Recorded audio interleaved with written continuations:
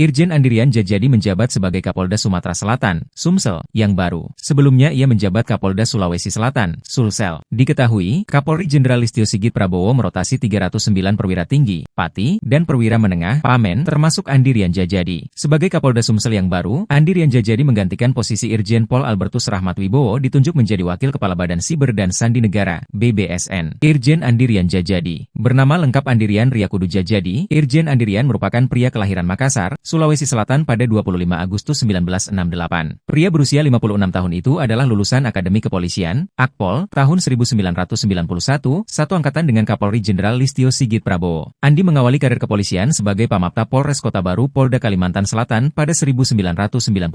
Sebagai lulusan Akpol, sejumlah jabatan strategis di Korps Bayangkara pun pernah ia emban. Di antaranya, Kasatres Narkoba Polrestabes Medan, Kapolres Tebing Tinggi, Wakil Direktur Reserse Kriminal Khusus Polda Sumatera Utara. Pada 2020, ia ditarik kembali ke Mabes Polri. Ia menjabat sebagai Wadir Tipidum Bareskrim Polri dan kemudian Karokorwas PPNS Bareskrim Polri. Andirian naik pangkat dari Kombes menjadi Brigjen pada Juli 2020.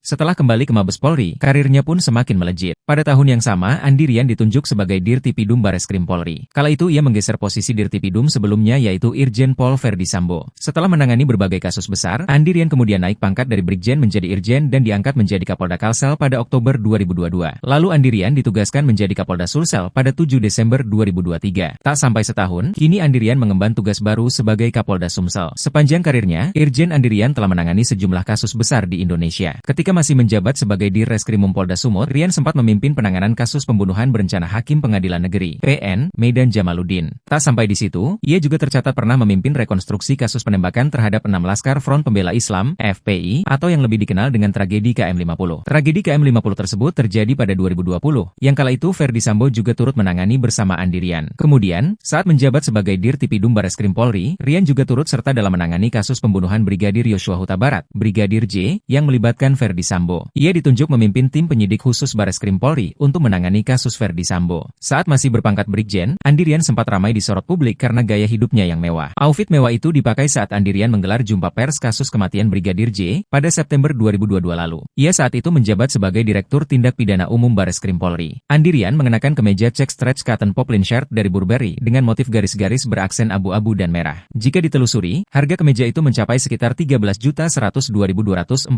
juta rupiah. Andirian juga sempat tampak menggunakan kemeja Burberry White Embroidered logo Oxford shirt seharga $470 as atau hampir 7 juta rupiah.